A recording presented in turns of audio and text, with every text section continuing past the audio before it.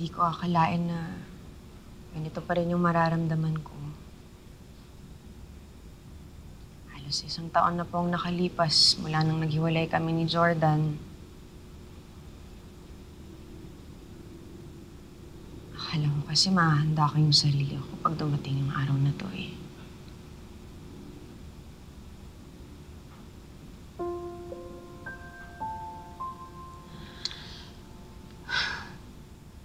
Sana pala kami na lang ni Tori ang nag-attend.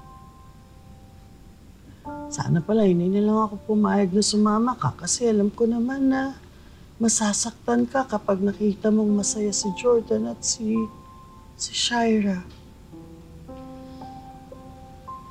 Kasalanan ko rin naman po, Ma. Kahit na si Jordan yung nag-file ng annulment, umasa ako. Tigas talaga ng ulo ko, May. Kung nakinig lang ako sa inyo sa paulit-ulit ninyong pagsabi sa akin na mag-move on na lang.